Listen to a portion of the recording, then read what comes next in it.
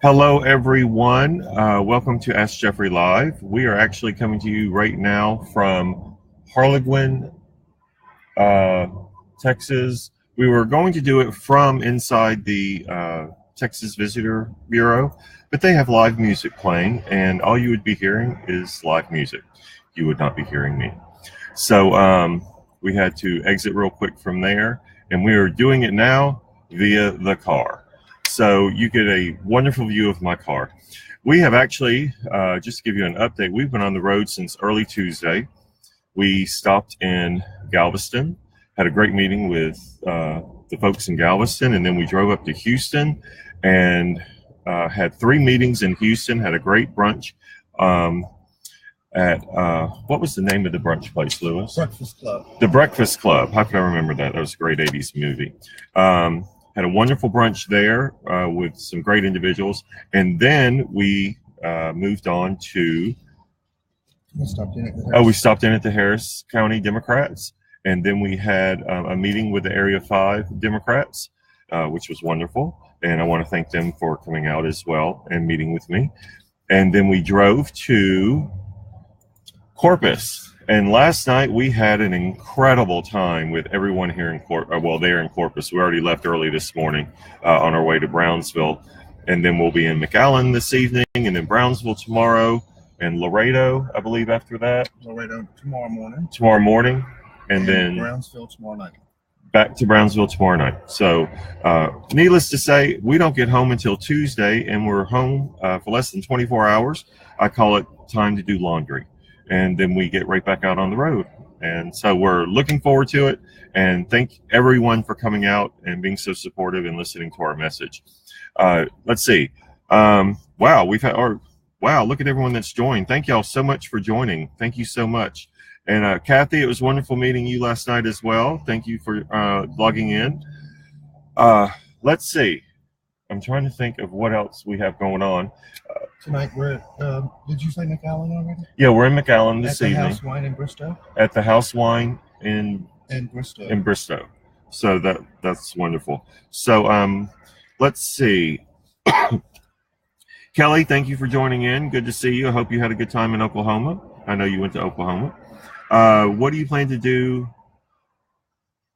What do you plan to do where we, the taxpayers, don't have to pay Congress or other members of Congress legal fees when there are allegations? Oh, yes. Thank you, Kelly. I do not believe that public money should ever be spent to settle a lawsuit when it comes to their allegations that are filed against them that are outside the realm of what their duties in office are. That is just not acceptable to settle a lawsuit using our money. So we need to pass laws in which not limit, but deny them the ability to use public funds to pay for their legal fees especially when it comes to things like sexual assault, really anything outside the realm of their job. If they're sued because of their job, because they passed a bill and someone wants to sue them because of that, that's one thing. But no. Kill it. Brian, you're asking about legalization. Brian, what legalization of what? Just if you'll clarify that for me, I would appreciate it. So Brian, if you'll just ask me, or I'm sorry, give me more details on what you want to legalize, and I'll get you that answer. Eduardo, thank you for coming in.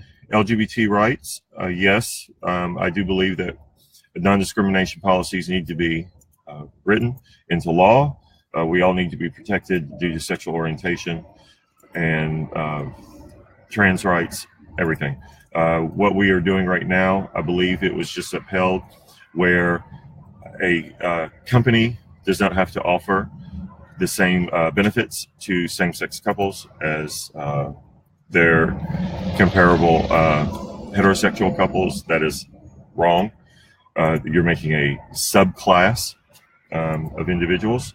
You're saying this marriage is not the same as this other marriage, and the Supreme Court has already said that same-sex marriage is the same as heterosexual marriage, so it needs to be treated as such across the board. So thank you for that Eduardo. Steve, hello, Steve. Good to see you again. Is there any reason why we can't have term limits in Texas? I'm sorry, my screen moved. I apologize, Steve. Is there any reason why we can't have term limits in Texas for elected offices? I don't think there is one for governor, is there? I know that they have toyed with it. They have not done it. I will tell you this, that I will do 2 terms as governor, and that's it. Just because, not only because I believe that everyone should have 2 terms and bow out, I believe that the era of career politicians needs to come to an end. And we need fresh ideas and fresh blood, and go from there. So I do believe that we do need to term limit everyone in elected office. So Steve, yes, and that's what I will advocate for. But even if I can't get that through the legislature for some reason, I'm only doing 2 terms. And that's not just my rule, it's also my husband's rule. So Tim, thank you. Thoughts on Jeff Sessions' actions on marijuana? Well, I do believe we need to legalize marijuana both recreationally and medically. So I think Jeff Sessions is, it's the Trump administration being the Trump administration. And, pardon me,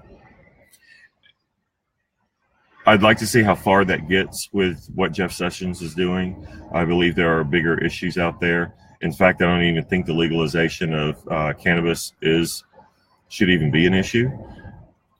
I believe what he's doing is stoking his base. And as Attorney General, he's not supposed to have a base. He's supposed to be impartial, and he is supposed to uphold the law. And the citizens have decided in states across the United States that the legalization of cannabis, both for medical and or recreational use, they have voted on it. They have made their voices heard. And when someone makes their voice heard like that, they need to abide by it. That's my feeling on that. So, Tim, thank you. And I will continue to advocate for the legalization of cannabis, both medically and recreationally. So thank you. And Brian, I think I answered that question there with that one. Let's see, Claudia, thank you for staying with us. Hey there, Jeffrey, you're so nice. I had to come here twice. That's wonderful, Claudia. Thank you for tuning in. And remember, every Friday from 12 to 1 Central Time, we do this. Usually it's a little bit better scenery than the roof of my car, but we're on the road, so this is what we got. I will let you know that we're going to be starting, not next week, but the next week, a special Ask Jeffrey Live. And what that is going to entail is each one will be about a policy. So our first one will be about education, so that all the questions during the special Jeffrey Live, the more than likely, it's not set in stone yet, but you will all receive information on it. It will more than likely be on Tuesdays. And what we will do is discuss certain topics and certain policies at that time and stick just to those topics, so that everyone can have a better understanding of where our education policy is, what our healthcare policy is, and so on down the road. All of our policies, which are listed on our website, jeffreyfortexas.com. So be looking forward to those. We'll get that information out to you very, very soon. How about coming out strong for liberty, freedom, and usage of recreational and medical cannabis?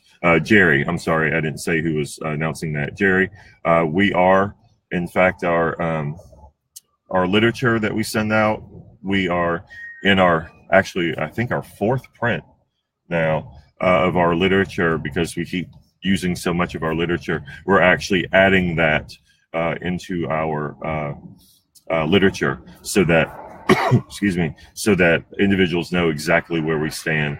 And also on our policies, we're actually also promoting that as well. So we are being more open and discussing it even more than we have in the past. Even though we've been discussing that since July, we're actually coming out stronger every day, and not just on the recreational and medical use of cannabis, but also on all of our other policies. So thank you very much. Let's see. Steps towards decreasing cities' carbon footprint. Yes. I do believe that we have to take steps because our carbon footprint that we're leaving right now, because climate change is real, even though there are many that claim it's not. I do believe climate change is real. I believe science is real. And what we have to do is look at each city or our major cities and even look at our smaller cities and determine where we can make those reductions in our carbon footprint across Texas, because it is affecting so many. It's affecting our water supply.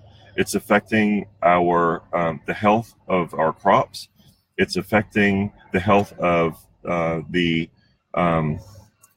cattle and so on, that our livestock that we use, and it's not just about affecting the immediate us as humans, but also what's coming down the road, and especially with our water supply. Water supply, to me, is a huge issue, and we need to take steps in which to create and support so that our water supply, so that we do not lose our access to a non-contaminated water supply. And we are currently right now not taking many steps, if any, and that's very important that we actually do take steps in which to, pardon me, in which to ensure that our carbon footprint is lessened. And I believe that what we're doing is we need, also I do believe that we need to offer more incentives for people who actually use electric cars or hybrids, and offer more incentives for them to go out and actually purchase that, as well as we need to look at our tidal energy. We have one of the largest coastal lines, and we can actually use tidal energy in which to create energy as well for our population. We also need to, even though we are one of the leaders when it comes to wind and solar, we need to actually increase that as well. And I'm sorry, I forgot to turn my phone off. So there, I turned it off. Sorry about that. Hold on one sec. Will you ask Kevin if these? Yep, I'm doing it now. I have Lewis here with me sitting in the car, so I'll speak with him every now and then if I need something. So, but thank y'all so much for that. What are your thoughts on alleviating homelessness in our cities? There's not enough housing available to accommodate. That is a great question. We discussed that, I think, a couple of episodes ago, but I'm more than happy to speak about it again because it is an important issue. We need to look at cities such as Seattle. I know that Portland, Oregon, Denver, Colorado. There are some cities in the east, though not as many. It's mainly on the West Coast that have really done well in handling this issue. And pardon me. And what we need to do is actually, there are abandoned buildings right now, abandoned hotels that used to be hotels, abandoned apartment buildings that the state could actually go in and renovate them in order to offer a roof over someone's head. But at the same time, it's not just about offering the roof over their head. It's also then turning around and offering, if they need mental health care, offering mental health care, offering them training. Because what we need to do, and what is if we handle this on the front end rather than trying to handle it on the back end, if we handle it on the front end by offering training, the health care that they need, and a roof over their head, then they become productive citizens. And that's what we need to be working on. They're proud people. They want to help themselves. And sometimes we as a society need to ensure that we step up and provide that pathway for them. Because, and people say, oh, well, that costs money. Yes, it costs money. But at the same time, once they're productive citizens and they're in the workforce and they're able to get their own apartment and they're buying things for that apartment, then they're becoming revenue generating individuals that are putting money back into the state. Thus, it's paying for itself. And also, it's for lack of a better word or a better saying, it's as humans, this is what we're supposed to do. And I believe I brought that up last time. I don't know when we lost our guidance on how or why we don't assist people and help people who are in need of assistance. And at some point we lost that path, and we need to find it again. And I know that with someone in the governor's office who's going to take the initiative and say, this is not a can we need to kick down the road, and this is something we need to deal with and make it work. And we have the resources, we have the know-how, we just need to start using them and start doing it. And so thank you for that question. And when we do have a policy that we'll be coming out with as well on homelessness and how we're going to handle it. And I look forward to discussing it even more in depth at that time. But thank you for your question. What about these laws like SB4 and others similar? Eduardo, thank you so much for that question. I do not like the word sanctuary city. I'm going to be real upfront about that. It's a word that has been used to frame an issue that is not what that is. When we look at individuals who are in Texas, and I'll just speak about Texas, we have about 2.2 million undocumented individuals in Texas. And they are, the majority are self-supporting. They're working their butts off to make ends meet. They're human beings. They respect others. They're hardworking. And, if you want to get into the economics of it, they add more to our economy than they actually take from our economy. So I'm real tired of that argument. But we need to respect other human beings. They came here for a better life, just like everyone who came here for a better life since, America was America. Or the United States was the United States. So when we if someone is picked up and taken to the jail, if they are a criminal or they're suspected of a crime, then yes, we need to hold them. But if it's just an individual that didn't have the documentation because they're undocumented, we're going to hold them for what? For what? And, a county or a city can only hold individuals for so long. If ICE doesn't come and get them, then the city or the county is actually, their hands are tied.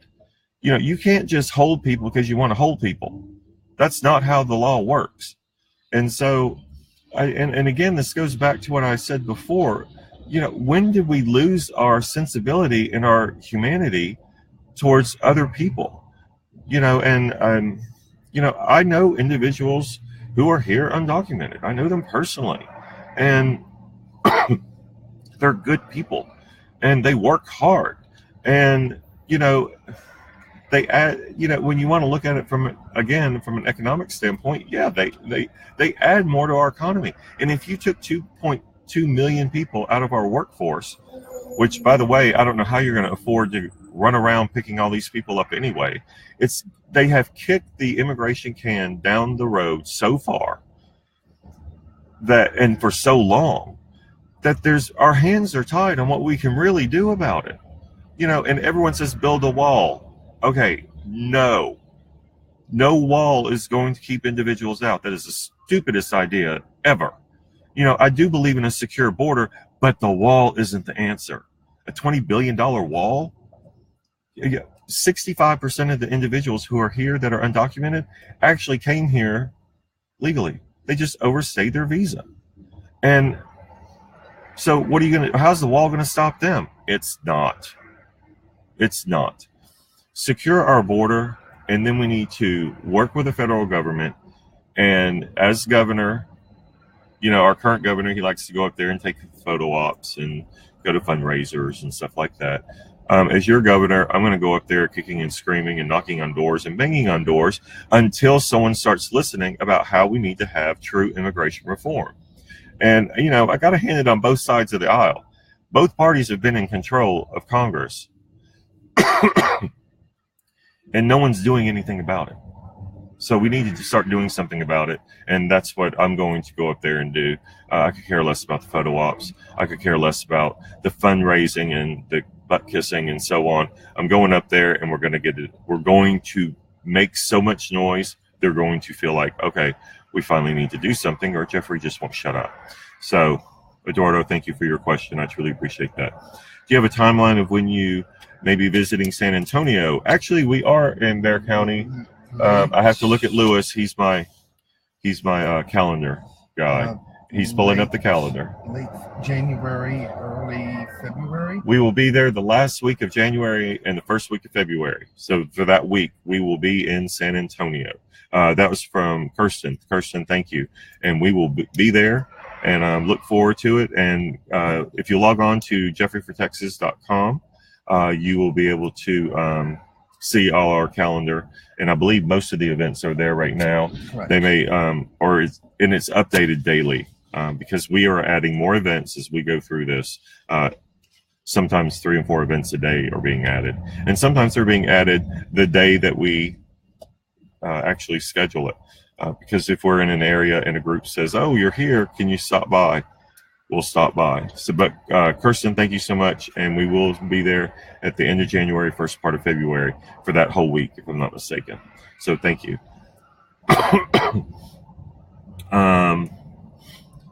Let's see.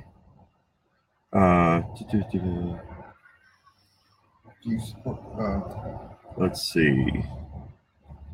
Do you support Medicare for all? Yes, actually, I'm sorry, that was from Claudia. Claudia, thank you so much for tuning in. And yes, first of all, Medicaid expansion, which Rick Perry was the first governor, and then Greg Abbott also did the same thing. They turned down Medicaid for Medicaid expansion money. That is Texas's money. That would be one of the first phone calls I make, saying, please send me our money. Texans need their money. That left 1.8 million people without access to health care. And they did it because it was Obama's idea and they didn't want any part of it. And but as far as Medicare for all, I do support that. I do support that all Texans should be covered and have access to health care. So yes, I do, Claudia, and looking forward to it. Finnegan, hi, Jeff. Oh, hey, how are you, boo? Good to see you. Thank you for tuning in. Y'all, I'm trying to keep up as much as I can. Let's see. I can't remember if I got to speak to you guys about complete streets and Vision Zero transportation policies. Are you familiar with these policies? And if so, how do you feel about them? Tim, thank you for your comment. In all honesty, Lewis, if you'll put complete streets and Vision Zero, I will discuss that next time that I'm on. So, pardon me. So, I'm not well versed in that, and before I make any comment about it, I'd like to do more research on that. So Lewis will make notes of that, and on next week's episode, I will discuss that. So thank you, Tim, for bringing that to my awareness. Let's see. Will you be debating Greg Abbott? Yes, and I can't wait. First, we have to get through the primary, which is March 6th, so make sure you vote. And like I tell everyone, make sure you vote and then make sure everyone else votes. But when we get the nomination, the Democratic nomination, I cannot wait to debate Greg Abbott. They usually do 3 debates, and if that's what we do, I'll do 3. But if we could do 1 a week, I'd do 1 a week. I look forward to it, and he has a record that I cannot wait to bring to his attention. So thank you, Matthew, for your question. Let's see. Kelly. Thank you for your comment, Kelly. And let's see. And that is true, Kelly. No one is out in the world looking for a handout. What they're looking for is a handout. And that's what we need to promote. We are offering a handout. And let's see. Jordan, hello, Jordan. In the North DFW, the rent's outrageous. 3 kids, single mom, 40-hour work week doesn't cut it to get a 2-bedroom apartment, much less a house. I agree. And what we're going to be doing, Jordan, is also looking at the livable wage and doing it county by county, depending on the cost of living in each of the counties, because the cost of living in Dallas or Harris County or Travis County is probably going to be more than in some other counties, such as far west Texas. So we are going to look at what a livable wage is. This is what I'm going to advocate for, to ensure that people aren't having to work 2 and 3 jobs in order to make ends meet. So Jordan, hang in there. I know it's tough, and I understand, and I've been in your shoes before, and yeah, that's why we need to elect someone, for lack of a better word, we need to elect someone with a heart and that actually cares about the people of Texas. And I look forward to being that governor that works for all of us, not just the select few. Coral, thank you for joining in. Good to see you, Coral. Lisa, in class, we saw footage about assistance programs and how successful they were, setting people up to succeed and get out of the hole. They gave them housing and minimum money, and the individuals and families took over from there. They were also mobile shower stations that were keeping homeless cleaner and healthier. And Lisa, that's from Lisa. I apologize. I keep forgetting to mention the name. Lisa, yes, and that's what we need to look at. I know, again, that Seattle, Portland, Oregon, and other places in Washington, not just Seattle, they are really handling the homeless issue very well, and that's what we need to start doing in Texas. We need to start taking care of all Texans, not just the select few or the few that give to the campaign or a campaign. At the end of the day, the governors represent everyone, not just those with money. So I agree with you, Lisa, and those are items too that we will be looking at. Carolyn, watching from Toronto. Oh, hello, Carolyn. Good to see you. Let's see. You'll be in Austin on January 27th. Yes, Jana, thank you so much. I will be in Austin on January 27th, and it's a wonderful day because it's also my 50th birthday, and I'm bringing cake. If I have to bring my own cake, I will. But I am turning 50, and it's a like a round table, like a speed dating type thing. And I so look forward to this event, and I really want to appreciate everyone in Austin who put this together. If you go to on Facebook, if you go to Jeffrey for Texas, you'll actually see that event, and you can actually I know there you have to buy tickets for it. It's nominal. I want to say it's like $5 or $10 maybe to attend the event. I encourage everyone that's in Austin to come out to that event that they're hosting. It's going to be wonderful, and we will have cake. So even if you don't want to come out and meet me, at least you get cake, So I love cake. Let's see.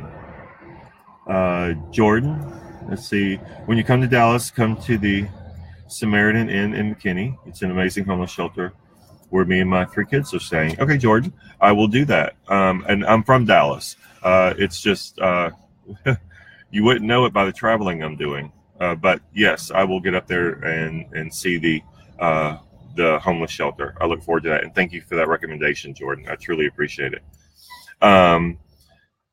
Love from Oklahoma, Gail. Thank you. I appreciate that. What do you think? I'm sorry, Jessica. What do you think about the CHIP program and what Jeff Sessions has done by rolling back? Oh, I'm sorry. The CUT program. I'm sorry. Y'all, the writing on my screen is like this big. And I don't have my tech people here to make it bigger for me. So I do apologize, Jessica. What do you think about the CUT program and what Jeff Sessions has done by rolling back the Cole memo? Jeff Sessions and our current leaders in Washington, they need someone that's going to actually go up against them. And our current governor is not going to do that. He's just going to roll over, just like he rolls over every time Dan Patrick tells him to do something. And, I know that may sound, what's the word I'm looking for? Harsh, but that's reality. And, We need a governor who's going to stand up to the feds and say no, and this is not good for Texas. And until we do that, and until we start, and I'm not just talking about the governor, I'm talking about every office across Texas, whether it's for U.S. rep, U.S. senator, state rep, governor, lieutenant governor, everything. Until we start electing people that are going to be independent minded, but even though they're independent minded, they're working for the people of Texas. We're going to just keep getting this crap from DC, and we can't do this anymore. And you know, when it comes to Jeff Sessions and everything he's doing, not just about this, you know, the rolling back of the Cole memo, we need people that are going to be leaders. We need people that are actually going to give a damn about Texans. You know, all Texans. You know, that we're not going to sit there and, you know, defund education. That we're not going to sit there and allow people not to have access to health care. To have someone that's not going to just roll over and let someone roll over our rights as voters and gerrymander the hell out of our districts so that they get more representation. When are we, you know, as Texans going to wake up and say, no, not anymore, no more? Well, this is the year, you know, and I've said it before, I don't want a blue wave. I do not want a blue wave in 2018. I want a blue tsunami.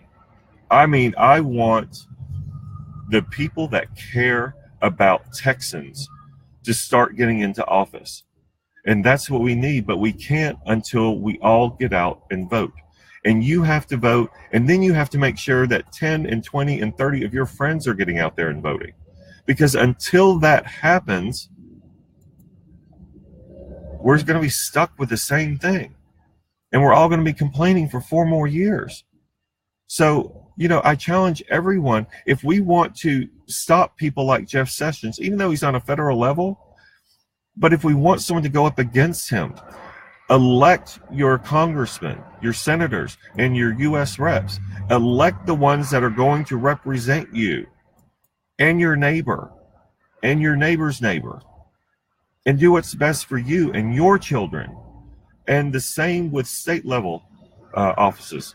Elect the people that are going to support you, that are going to advocate for you, that are going to just bring common sense, truly just common sense back to government, because that's what we're lacking. Someone that's not going to promote this divisiveness that we've had. And that's what I bring to the table. And so I hope you will do that. And Jessica, thank you so much for that. But if we want to, in the grand scheme of things, because the crap's still going to come from DC, at least till 2020, when we get someone else, we need to start electing people that are going to stand up to them. And that's how I feel about me. And many others who are on the Democratic side that are running for office.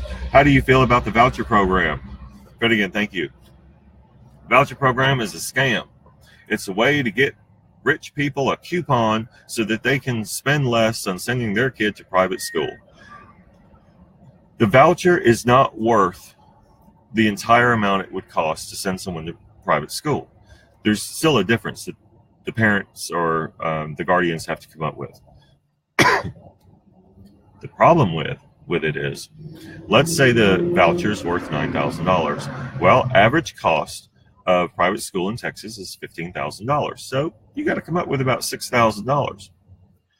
If you're low income or even middle income and you have 3 kids, do you have an extra $18,000 laying around to make up the difference? No. So your kids are still going to go to public school. However, under my leadership, we are going to make public schools so good that you don't want to or feel like you have to send your child to private school. We need to do that by funding our schools. And as far as the voucher system goes, you're using public money to put into private education. No, you want to send your kid to private school? I am all for it. You send your kid to private school. Go for it. On your dime, not the public's money. The public puts the money Their money, and it's their money. It's your money. You put your money into the state coffers to support public school. That's how it should be spent, period. Okay. So the voucher program, Finnegan, I believe it's a scam, and it's a way to try to keep trying to move public education to the private sector. And that is the Constitution of Texas states that we, the state, are supposed to provide a free and equitable education, and that's what we're going to start doing. So thank you. Property taxes. Outrageous to think that I'm paying $4,500 on what's not even a tenth of an acre. Yes, we do need property tax reform ASAP. I do agree with you. I'm sorry, that was from Lauren. Lauren, thank you so much. One of the other things when it comes to property tax, the reason we're getting almost said something I shouldn't have said. The reason we pay more in property tax is because the governor keeps giving sweetheart deals to large corporations, so they're not paying their fair share of property tax. So when they're not paying their fair share and they're finding all these loopholes, because there are loopholes galore out there, we need to close those loopholes so that if they have a piece of property that's worth $2 million, they're paying their fair share of their property tax on that $2 million piece of property. But right now there are so many loopholes, they don't. They pay a percentage of what they should pay.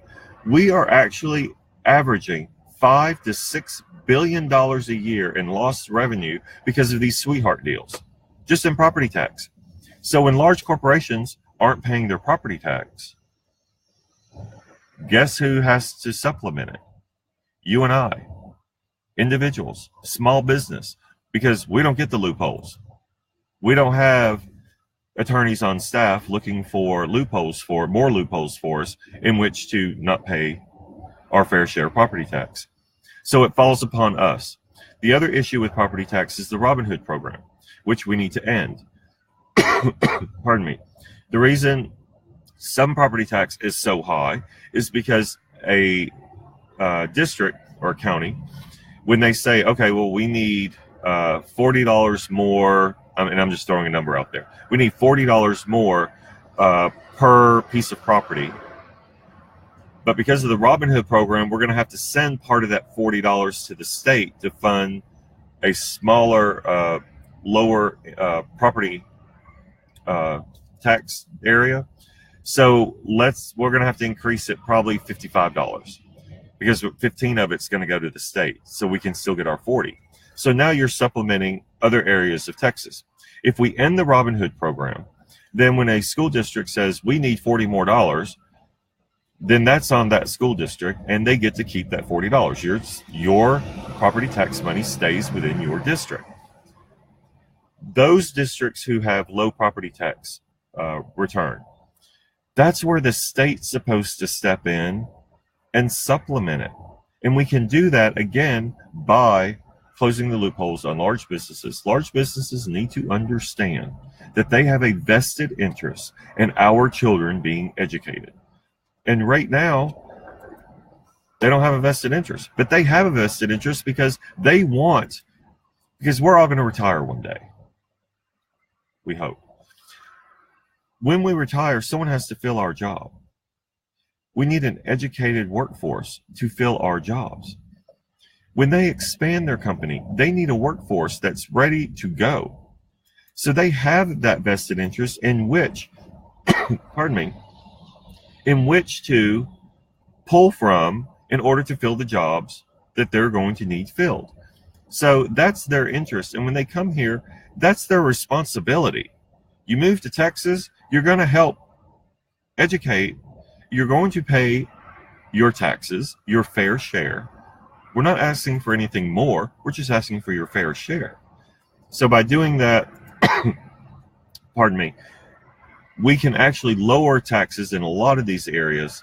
And so, Lauren, that's how we're doing it. The way the current system is set up, it is unfair, and it puts all the responsibility of schools and everything on the individuals and on you as an owner of a home, as a homeowner. So that's how we solve that problem. Thank you.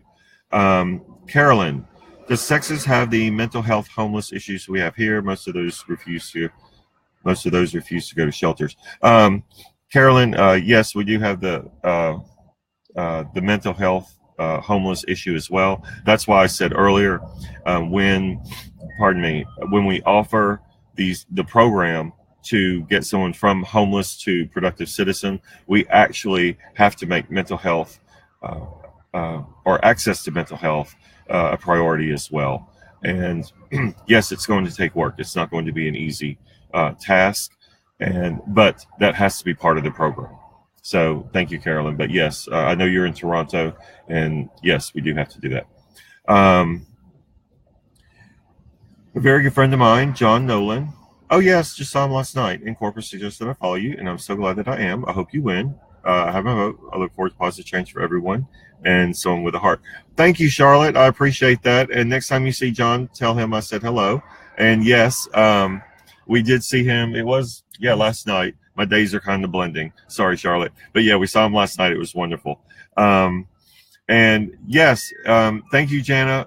When I spoke with everyone about the Austin event on my birthday, January 27th, it's What Happens in Texas. Look up What Happens in Texas on Facebook, and the event is listed there as well. So, Jana, thank you for that clarification. But I really do want to see everyone. And again, if for nothing else, for the cake. All righty. Charlotte, that should be your motto, Blue Wave. Yes, it should be, but I'm thinking more Blue Tsunami. I like Blue Tsunami. That's even bigger than a wave. So thank you. Debbie, hello from Lubbock. Good to see you, Debbie. Gabriel, good to see you. Thank you for tuning in as well. Let's see, Elizabeth. I'm sorry, my screen. Okay, there we go. I work with elder and disabled Texans who are unable to afford housing, food, and medications, but who are denied Texas Medicaid if their income is $900 a month or more. This is a death sentence for many. What will you do to reform Medicaid? Well, first of all, I believe I spoke about it earlier. I'm not sure when you joined in, Elizabeth, but thank you so much for your question because it is important and it's worth repeating. So, the Medicaid expansion money, which we denied, which left 1.8 million people without access to health care and to other items such such as affordable housing and food and so on, especially on the medication side. That we will be asking for as soon as I become governor. Like I said earlier, that'll be one of the first phone calls I make because that is our money. That is money that Texans put into the system. We deserve to have it back so that we can assist those 1.8 million people who got left behind for no other reason. Then they make the grandstanded because it was Obama's idea, and can't do anything Obama wanted. That was sarcasm. So what we can also do is we have other programs that are being cut due to quote unquote budgetary concerns that are there to assist people who are elderly, people who are disabled, and we need to start funding them again. Again, like Kelly said earlier during one of his notes, it's not about a hand out, it's about a hand up. And we need to assist individuals who need help. And I sometimes wonder why that's so difficult for some people to get through their head. It's not rocket science. It's what we do as people. It's what we do as humans is we reach out and we make sure that people are taken care of. And they'll spend all the time in the world about what bathroom someone needs to go in. Who cares? Truly, who cares? I mean, our educational system is in the toilet.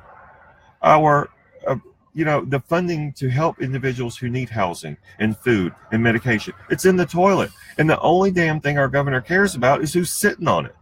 Who cares? Let's actually have a legislature and a governor who's actually going to worry about the things that actually affect us. And the toilet issue doesn't affect me. Like I keep saying, how many times have y'all gone to a football game at a big stadium or a concert at a big stadium, the women's line is always how long? 4 miles long. But the men's bathroom, we just get in, get out. I've had women walk in before into a men's restroom and go to the stall. I don't care. Just do what you got to do. And so I don't know what this obsession. Well, I do know what the obsession is. When it came to Greg Abbott and Dan Patrick, it was a way to motivate the base and put the fear in people who there was no issue. They made an issue out of a non-issue, but it appealed to their base. And that suddenly grandma was scared to go to the bathroom at Target. And you know how many times someone has been arrested? A transgender individual has been arrested for accosting someone in a bathroom? Zero. And you know which restroom transgender individuals were actually using before this huge bathroom bill came up?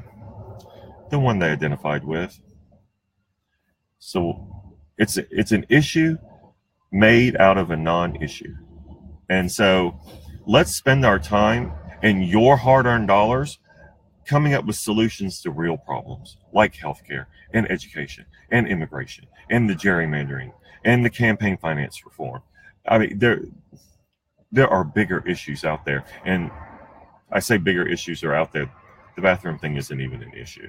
So, Elizabeth, thank you so much. And yes, I will advocate, and we will get the Medicaid expansion money back into Texas to help individuals. So thank you so much for your question. Matthew, greetings from the left coast. Wonderful. If I lived in the Lone Star State, I'd vote for you. I want to see Texas turn blue. Well, Matthew, thank you so much. It's too late for you to move here for the primary, but you can move here in time for the general. So if you think about moving, move to Texas. But thank you again. I appreciate you so much. Greg from Toronto, thank you for joining us. Kathy, my mom, who is a diehard Republican, supporter of 45, just told me she is open to voting for you.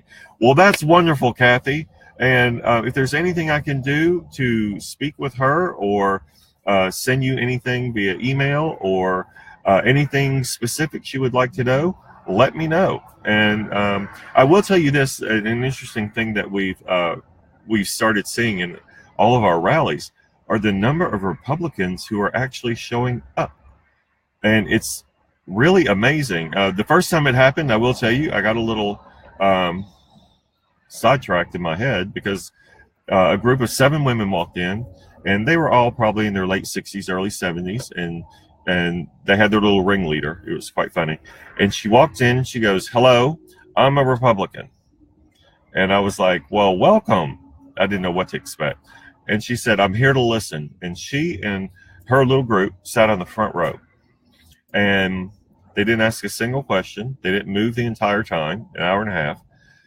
In fact, I really don't think they ever blinked. I'll be honest with you. And afterwards, but they listened, and they were intent on listening. And afterwards, she came up to me and her little group. They were all behind her. And she said, "I just want you to know that for the first time in her like 71, 72 years, she said, I'm voting for a Democrat." And I said, "Well, I have 2 questions. One, am I the Democrat?" And she laughed and she said, "Well, of course you are." And I said, "Well, thank you." And I was like, 2, why? And she said, "Because the Republican Party that is currently in control and out there is not the party that she grew up with." We see people all over Texas who are truly just tired. They are tired of the direction our government is going in. They're tired of the divisiveness. They're tired of the pandering to the extremes. They're tired of investing in a state and not seeing a return. And, someone said the other day to me, "Jeffrey, you talk about how the state is like a business." And it is. But the stakeholders are you.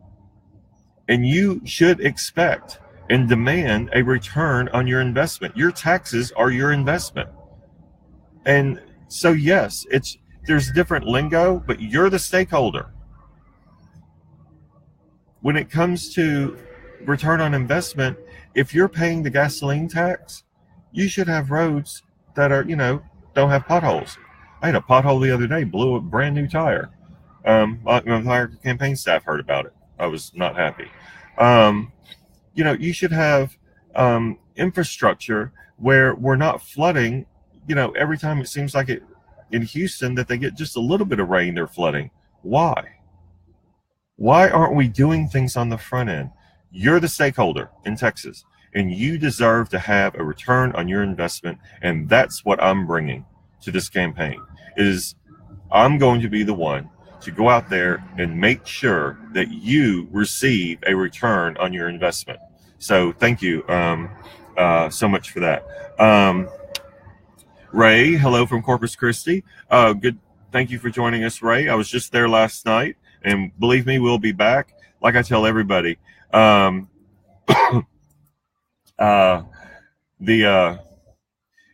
people see us and then they see us again like 2 or 3 weeks later. Then they see us again 2 or 3 weeks later. I tell everyone, y'all are all gonna be so sick of me by the time this is over. You're like, oh Lord, Jeffrey's back in town. So, but that's what we do. So, Carolyn, if you are voted in for governor, you mean when I'm voted in for governor? Thank you, Carolyn. Do you have bigger aspirations to go further? Carolyn, you need to direct that question to Sergio. My husband is Sergio. In the beginning, he said if I ever saw you on a national ticket, they'd never find you again. However, in the last month and a half, he goes, I think I see the handwriting on the wall. So we'll cross that bridge when we get there. What we're worried about right now is March 6th, getting through the primary. And that's what I need everyone to concentrate on is voting, getting out to vote on March 6th or during early voting in February, but definitely on March 6th. And if we get out there and we all vote, guess what? We win. So that's what we're aiming for now. But as far as aspirations in the future, I'll let you speak with Sergio about that. I think you have his phone number. Kelly, why are all the investigations on Congress, Trump, and everything else they can dream up comes out of the taxpayers' pocket instead of their pockets? That's a very good question, Kelly. I believe that if you are sued in the capacity of your job, per se, like you pass a law, and they want to contest the law, then of course the state should pay for it, or the federal government, whoever's being sued. If you're being sued because you did something wrong, you need to pay for it. You need to lawyer up, and you need to pay for it, and not use taxpayer money. I mean, if someone sues me because I did A, B, and C to them, I can't use campaign money, and I can't use state money. But let's say I advocate for something, and someone says, "Oh, I don't like that you did that, and I'm going to sue the state." Well, then the state needs to take care of it, even though I was the one that advocated for it. The state needs to take care of that. If it's work-related, the state takes care of it, or the feds. But if it's personal, get a lawyer and pay them. So I agree with you, Kelly. I'm not sure why they do that. Terry, can I say you're the first candidate I've been excited about in a long time? Well, thank you, Terry. We're actually very excited as well. We have... it's interesting because people say, why in the world, Jeffrey, would you do this? Why would you run for governor? And we're actually, I said this last night, we're actually having a wonderful time doing this, and I think the difference is one, no one had to convince me to run. Two, it's a passion. I want to do this, and we had a lot of candidates jump in at the 11th hour, and that's fine. That's, it's on them. But we have the passion. We've been doing this since July, and Sergio and I have been speaking about me running for about a year, a little over a year, even before we announced back in July. So it's a passion, and I think that's the difference is I want to go in and do something and do what's right for all of us and what's right for Texas. And, not owe any favors and someone look at me and say, hey, I donated, $2 million to your campaign. I need a tax write-off. I don't care. Thank you for the donation. But you don't get to get special laws just because. So Terry, we're very excited as well, and I'm glad you're excited. And take that excitement and take it to your friends and your family and get people to vote because, again, we are not a red state. We are a non-voting state. Will you live in the governor's mansion? You bet I am. Uh, I will live in the governor's mansion. As many of you know, we have 11 rescues. We rescue puppies. And yes, we will more than likely not take all 11 with us. We will bring them in a couple at a time and get them used to the place. Eventually, yes, we will get to 11. But I think if we walked right in on the first day with 11 puppies, yeah, I don't think I can afford the staff to handle that. So we will bring them in a couple at a time, let them get used to it, and go from there. But yes, I will be living in the governor's mansion. Carolyn, fantastic answer. Thanks. March 6th, I will share with my Texas friends. Please do. And sending you all the luck for your upcoming success. Well, thank you so much, Carolyn. I truly appreciate it. And it's been a heck of a ride, and we're really enjoying it. And again, it's about time for me to wrap this up. We only have 3 more minutes, but I do want to thank every single one of you for tuning in. It's been great. Pardon me. I got through most of this without coughing. My cough is actually getting better. I have Lewis over here medicating me. So, but remember, you can go to jeffreyfortexas.com. You can look at our policies. You can also we'll send out the information later on, probably on Monday or Tuesday, because the next week we're going to start a special edition each week of our policies. So what we're going to do is we'll do a special edition on education, and we'll do a Facebook Live where everyone knows and who wants to know more about the education policy can actually chime in, and we'll only speak about education. And then we'll do one for healthcare. We'll do one for all the different policies that we have out there, energy and so on. And remember, yes, the last day to register to vote in the primary is February 5th. It must be postmarked February 5th. So if you haven't registered to vote, and we found 2 last night in Corpus, but we got 3. Louis is telling me 3. We found 3 last night in Corpus that weren't registered, but we got them registered. Make sure you ask your friends, because that's the last thing you want to do is say, I'm here to take you to vote. Or did you go vote today? And they go, oh, I didn't register. Get them registered. And you only have till February 5th. You have less than a month now. So, but again, going back to, I'm looking forward to this special Ask Jeffrey Live, because we will actually be discussing certain topics more in depth. And I really look forward to that. So be sure you log on to social media. All of our social media is the same. It's all Jeffrey for Texas, and 4 is the number 4. And then you can go to our website and learn even more about our travel plans, making contributions, because all of this does cost money. I'm going to be honest with y'all. So every contribution helps. And like I tell everyone, even if it's $5 or $10, you know, if all 5,000 of my Facebook friends contributed $5 or $10, that gets us way down the road, because we're going all the way to November. We know we're going to win the primary, and we look forward to working with all of you. And I look forward to working for you as your governor. And I think that is a new way. I don't think our governor currently is working for us, but I will work for you. So thank you again. And I look forward to next Friday. Remember, Friday from 12 to 1 Central Standard Time. I'm here. You can ask anything you'd like. And for that, I believe we are now on our way to Brownsville to check into the hotel, because then we have to be in McAllen. So I will see all of you in McAllen this evening, in Brownsville and Laredo and all the other places I can't remember. Thank goodness I have Lewis, because he tells me where I'm going to next. So y'all be careful. Happy New Year to everybody, and I hope everyone did have a happy New Year. And I will see y'all very soon, if not in person, right here on Facebook Live. Thank y'all.